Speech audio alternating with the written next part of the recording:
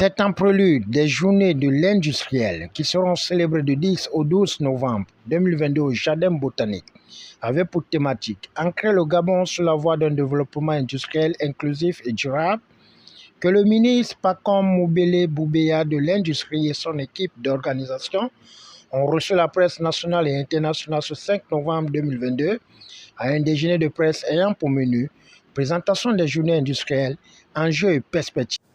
Cet élément a été repris non seulement dans le plan d'accélération de la transformation, mais il existe aussi dans le plan stratégique Gabon émergent, puisque la volonté du chef de l'État, en arrivant dans la tête de l'État, c'était de dire qu'il voulait construire le Gabon, un Gabon en 2 semaines.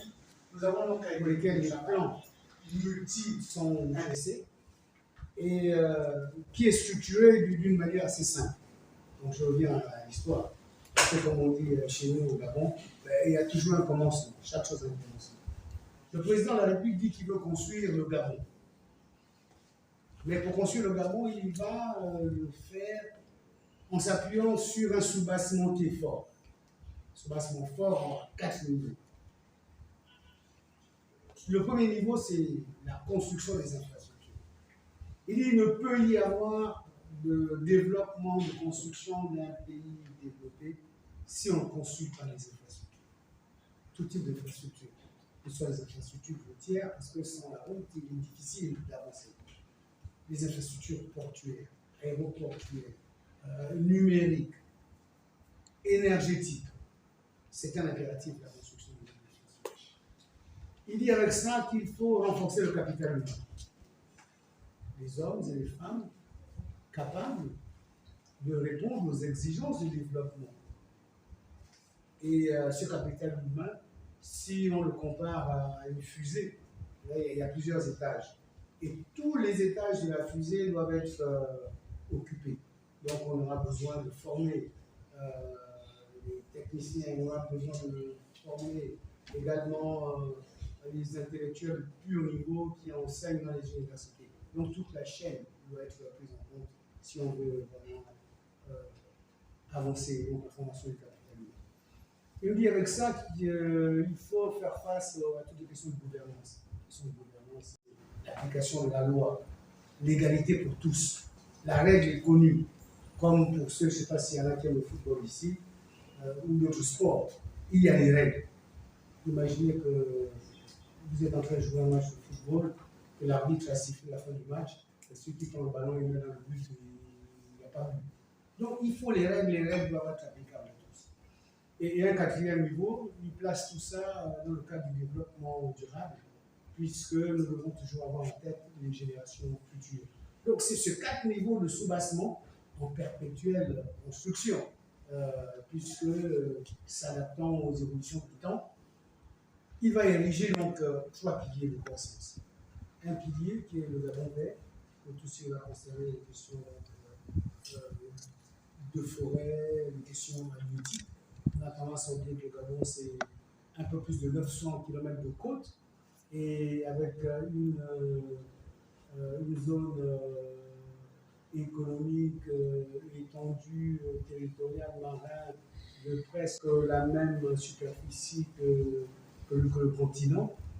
Durant l'exposition du projet par le ministre de l'Industrie, suivi des échanges interactifs ayant pour chapelet l'engagement du gouvernement, l'objectif général, avantage des journées de l'industriel et les résultats attendus, Pacom Moubele Boubeya n'a pas hésité de remercier le gouvernement. Et que nous n'avions surtout pas la capacité logistique et les compétences pour pouvoir faire cette transformation.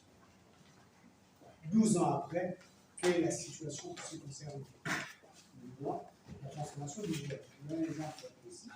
Aujourd'hui, le Gabon est le 2e pays producteur de contreplaqué au monde. C'est pour ça que je parle de la performance qu'il y a en matière de transformation et d'industrialisation.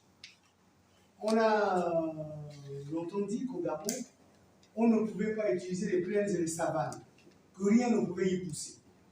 Sous le leadership du président de la République, aujourd'hui, nous avons des plantations de près de 64 000 hectares de palmiers qui sont plantés.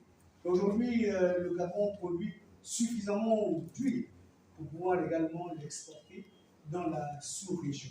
Donc des exemples comme ça sont multiples qui montrent la performance dans le domaine de l'île.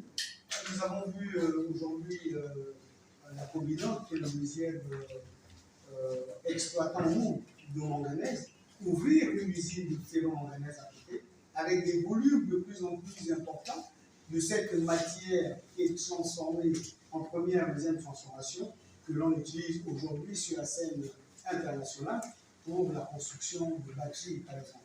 Donc, il y a des exemples concrets sur l'industrialisation du Gabon. En matière d'agroalimentaire, dans le domaine de l'eau, par exemple, on a vu se multiplier le nombre d'entreprises aujourd'hui qui font dans la fabrication, en guillemets, de l'eau, ou le traitement et sa mise sur le marché.